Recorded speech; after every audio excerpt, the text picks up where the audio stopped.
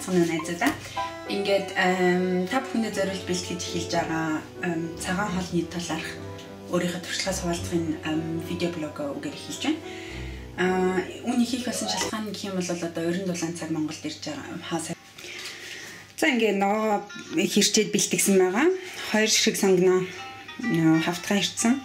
Нэг хулуу, цукини, тэгээд нэг улаан чинжүүгээ ингээд дөрүүлж жижигхэн хэрччихлээ. Энд зурмгаа бэлдсэн байна. Энд нь болохоор 250 г бор гурил, 150 г тараг, тэгээд 100 г масал, баг зэргийн давс орсон. Ер нь бол хоолндоо нэг ягтар давс хэрэглэхгүй байгаа гэсэн үед ер нь хичээж байгаа. Аль болохоор багасгаад дараагийн орох орцнууд маань баг зэрэг ургамлын юм оливын тос, тэгээд 150 г цэцгий, 2 их помидор хэрэгтэй. Энэ болохоор 150 г бяцлаг байгаа, ямар ч төрлийн бяцлагийг авч хэрэглэж болно. Тэгээд 3 ширхэг өндөг орж байгаа. За ингээд одоо бүгдээрээ энэ савнда энэ бол одоо нөгөө тухайн жигнэх сав маань байгаа. Энэ гурилаа хийж тарааж тавина. За би одоо камера иш үлгэх хэрэгтэй болж байна.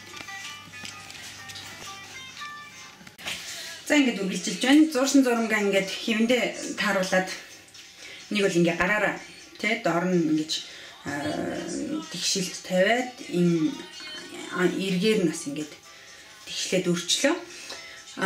Энийг одоо ногоогоо хуурж авахын дураа хөрөгчөндөө төр хийчихье.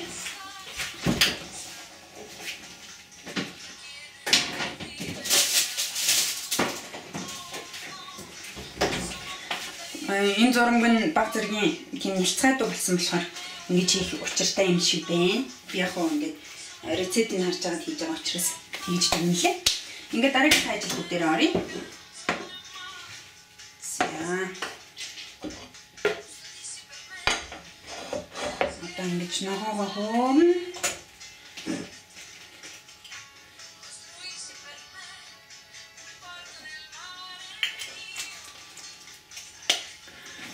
Ер нь бол миний бодлоор 7 хоногт нэг удаа махгүй хоол идчихэж байхад маш хөнгөн айтайхан байдаг. Тэгээд ялангуяа 27 цаг ирж байгаа үед бол манай монголчууд эрт дээр үедээ мах идтгүү зөвхөн цагаан идэгээр хоолдог байсан шүү дээ. Тэр наадны үе хүртэл. Тэгэхээр тийм тэр үеэ санагалцаад гэх юм уу. Ер нь эрүүл мэндэд анхаарал ингэж хийж байхад их зүгээр санагдаж байгаа. Тэгээд манайхан бас өөртөө энэ цагаан хоол одоо махнаас татгалзах тийм юм аягүй сонирхолтой болсон байлээ. Тэгээд Монголд олдоцтой, орцтой ийм амтлаг тийм шин төрлийн хоолнуудтай ингэж танилцуулахаар тийм хүсэл надад гарч ирсэн. За одоо тосоо халахыг хүлээж аваад энэ хоорондоо бяцлага зорж иж болох юм байна.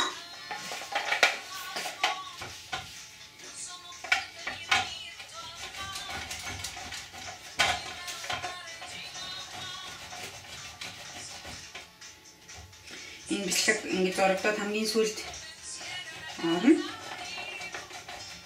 Энэ удаа бол яг манад нэг энэ жоох уулны Австриас гаралтай уулны бэлэгний жоох үлдчихсэн. Тэгээд эдамаартай хойлоод ингэж хийж байна. Нэг бол ямар ч бэлэгээр хойлоод хийж болно.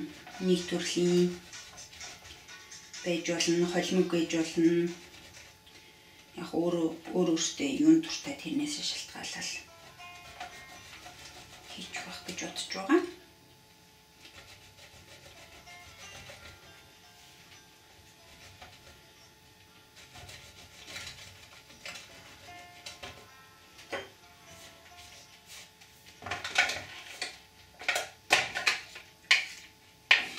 Тэгээд энэ болохоор рататуйте киш. Яг киш гэдэг нь Францд бол яг өөртөө нэг тийм яг классик орцтой ийм төрлийн хоолыг нэрлэдэг юм байлээ. Тэгээд орц нь өөр болоод ирэхээр зэрэг тарт гэж нэрлэдэг. Тэр классик орцнууд нь болохоор зэрэг шпинат гэж нэг ногоон салаад шиг тийм ургамал байдаг. Тэрийг бяцлагтай хойсон, цагаан бяцлагтай хойсон тийм орцын киш гэж нэрлэдэг юм байлээ. Бэн гэж ойлгосон. Эсвэл салмон заах хэвээр. Тэгээд энэ удаа зөвхөн нөгөө ногооны орцтой хийж байгаа учраас энийг тарт гэдэг юм байна гэж ингэж орц хоолны талаар судалж байхдаа мэдэж авлаа.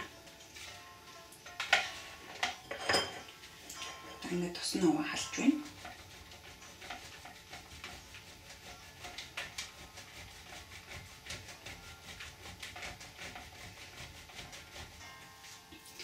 Камерныхаа бүшөө жоохон доошлуулах хэрэгтэй юм шиг байна та хий.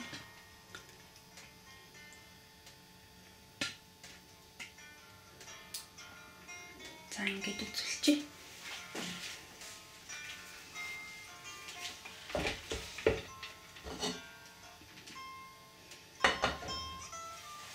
Эхлээд сонгоно шарна.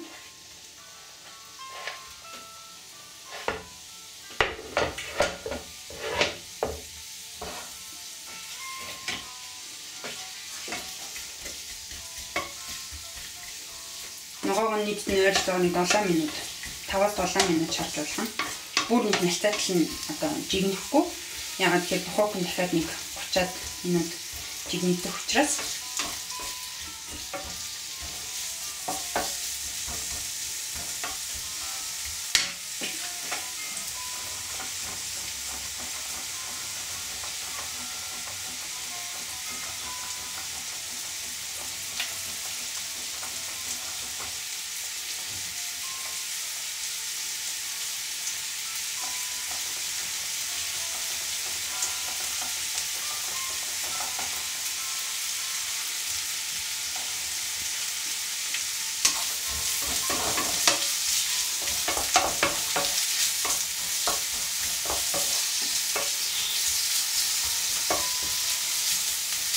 надад яг л нэг хийж байна.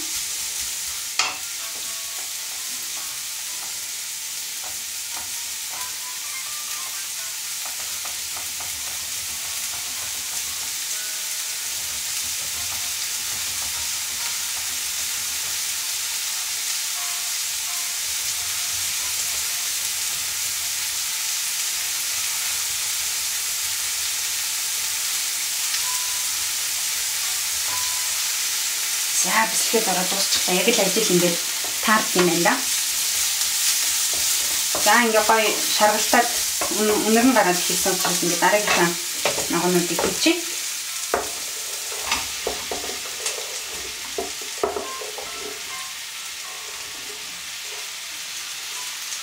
Одоо л нэлээд волюмтай байгаа. Яг нь энэхээ волюмыг багасгахын тулд yung urged charting байна.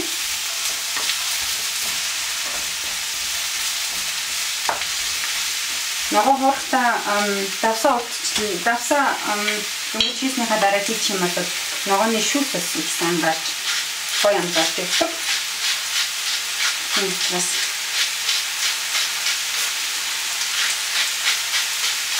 насаас хийчих.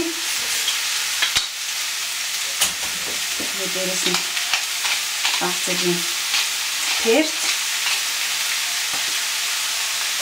За хамгийн ихэнх нь нөгөө кротедер Provence Францын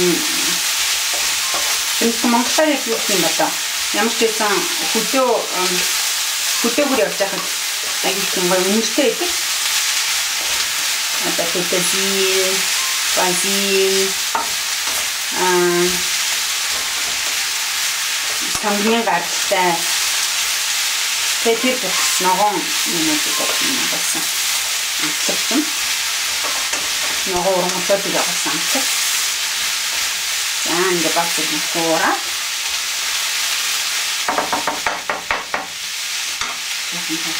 Энэ хоорондоо хоёр тандер ногоон дахин автад тандерын нэмийг авсан байгаа.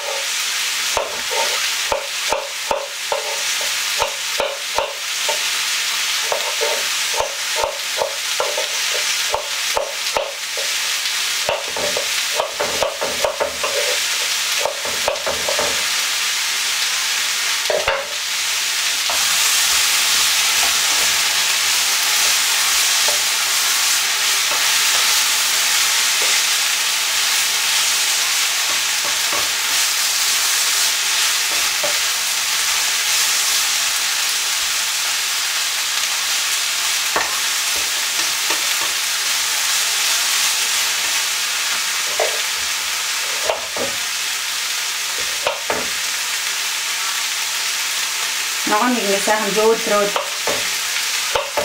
ихээр юм болж ин гэж үзсэн. Яагаад гэвэл дахиад хоохон гэж үзчихсэн. Нэстэлцээ болчихсон.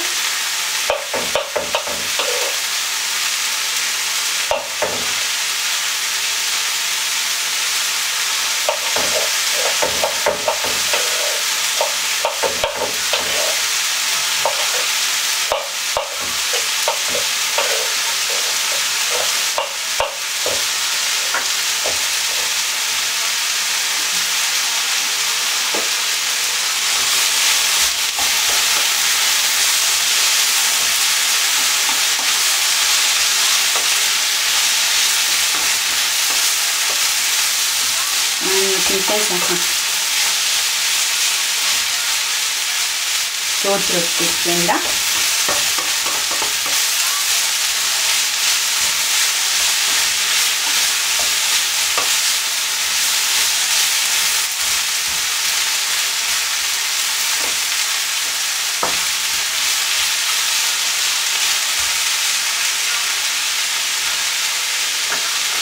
Тэгээд ерөнхийдөө халуун дулаан урамсгал таарсан ийм одоо баруун урд зүгийн хоолнууд, гэрээний хүүхдийн хоолнууд таалагддаг болоод байгаа. Энэ талаар бас дараагийнхаа цувралаар ингэж оруулж танилцуулах гэсэн бодолтой байгаа.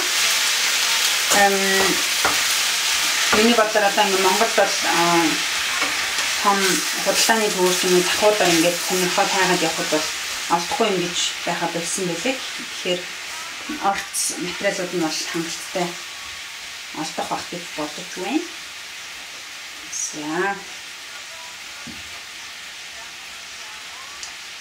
Тэгээд хамгийн төгсгөлт нь нөгөө ногоон амтлагт яриадсан амтлагчнаас тэгээд ингэ төр болчих чинь.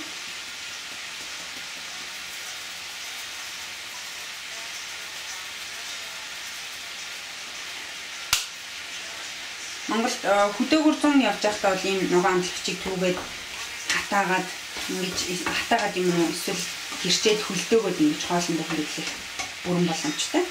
Яг хавар одоо яг юм байхгүй гэж бодож иж магадгүй. Энэ гоё нэртэй байна.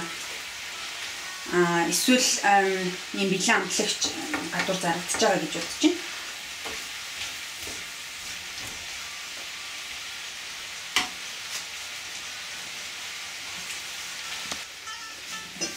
За ингээд ногоо маань сайхан бэлэн болчихлоо. Энийг ялгуулахаар хурдан шууд залгуулад хийхгүй бол ногооноос нэлийн шүүс гарчдаг юм билээ. Тэгэхээр энэ тухайн жигнэтгэхээр нөгөө нэг зурамга аюул нэлцаалгадаг. Тийм учраас би хажуу талынхаа хүүтэлэн дээр тавьчихлаа. За ингээд одоо 3 өндгөө задлж нэг санд хийгээд хамгийн сүүлчийн ажиллагаанд орж байна.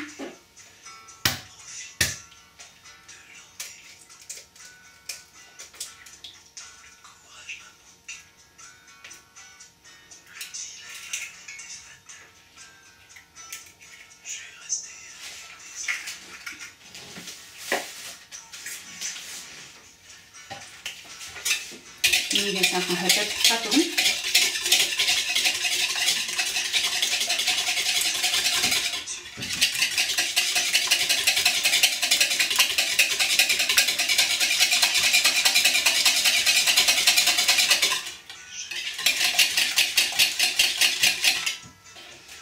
Тэгээд нөгөө авсан зүтгийг нэмээд хийчих.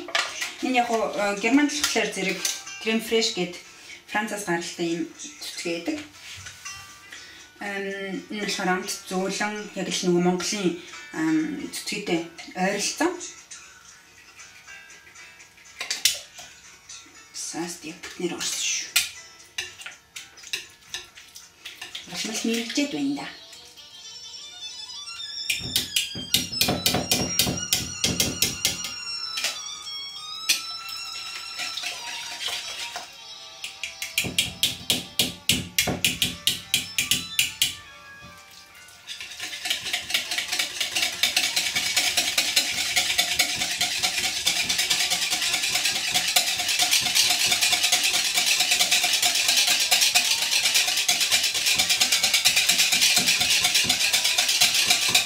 Яг энэ бэлтгий бэлтгэг болж байгаа болохоор бас нийлэн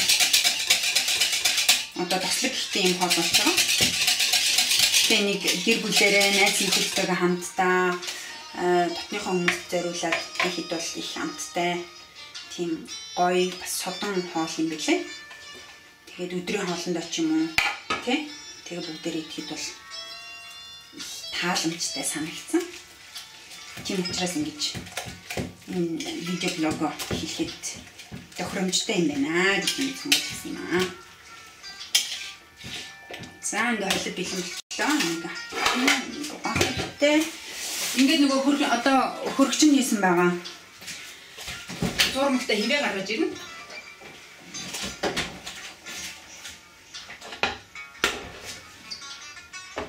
Зурм маань юм болсон байна. Энэ яг хөө ингэж хийдгэн зэрэг хийдгэн яаж байгаа юм бэ гэхэлэр зэрэг зурм маань ер нь жоохон хилцаалууд талтай.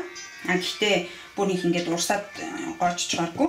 Тэгээд ингээ хөргөчөнд хийхээр арай жоохон бат бүх болж ирд юм л та. Тэгээд ингэж хэд одоо нөгөө хуурч бэлэн болгосон яана. Сайн бодохгүй энэ те.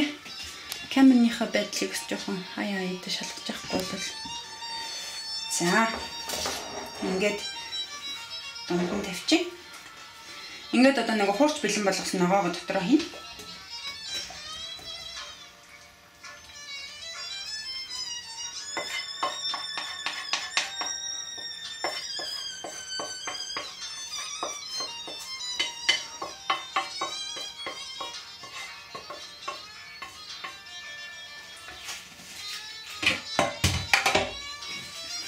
Ингээд нэг жигтэн тараагаад өгчээ.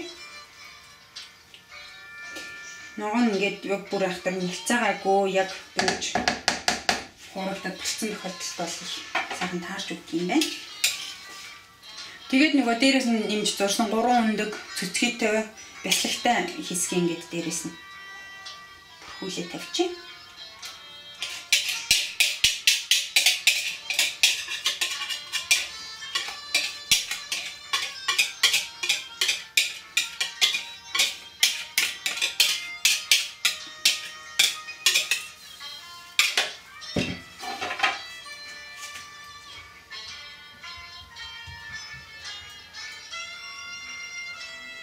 Ногоонууд нь жижигэн байсан болоод ч тэр юм. Би яг түрүүч удаа нэг удаа энэ рецептээ олцоод энэ хоолыг туршиж хийж үзсэн. Тэгэхэд арай жоох өндөр болсон болохоор зуурандаа нийлэн өндөрсгөө тавьсан чинь илүү гарах шинжтэй болчлаа.